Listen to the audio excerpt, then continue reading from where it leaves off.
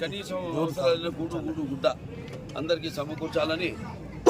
అంతకుముందు మనం తెలిసింది ఏం లేవు.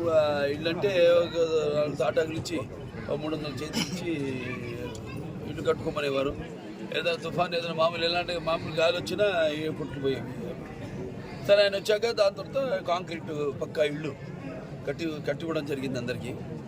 కిలో బియ్యం 2 రూపాయలు అయితేనేమి, అలాగే ఈ చేనేత వస్త్రాలు సగం ధరకి అయితేనేమి, ఇట్లాంటివి చెప్పుకుంటూ పోతే గోకొల్లలు మెంత రైతు దొరుకుతా వాటిని కొనసాగిస్తూ, అలాగే అందరు కూడా అందరికి ఇళ్ళు ఉండాలి, అందరికీ పేదలకు అందరూ కూడా ఈ యొక్క నీడను సమకూర్చాలి అన్న ఉద్దేశంతో ఆయన కూడా ఎన్నో రచించారు పథకాలని. హిందూపురం తీసుకుంటే మనకి అప్పుడు ఆనాడు రామారావు తూముకుంటా పారిశ్రామిక వాడను ప్రారంభించడం జరిగింది. తర్వాత అప్పటికి ఇంకా బెంగళూరు మనకి ఇంటర్నేషనల్ ఎయిర్పోర్ట్ కూడా లేదు, ఎవరు ఊహించలేదు కూడా.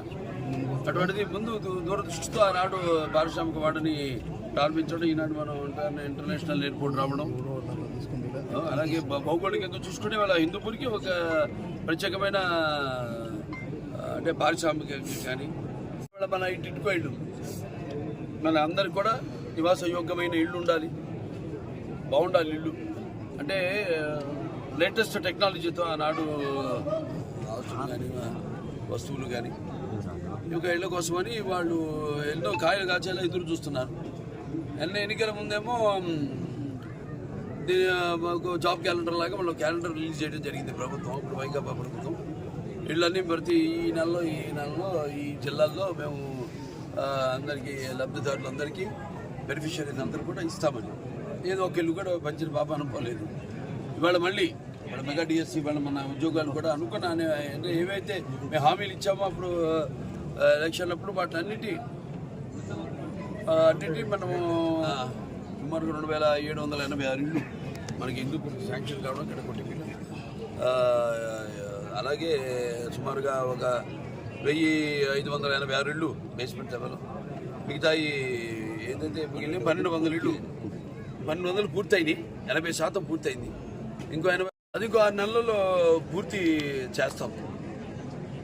తమిళ కొద్దీ ఏదో తీగలాగితే డొంక కదిలిందని ఇవాళ ఎంత భారీ స్కామ్ జరిగిందంటే రాష్ట్రంలో అన్ని వ్యవస్థలను కూడా నిర్వీర్యం చేసేసి ఏదో ఎంగిల్మెంట్లో రాల్చి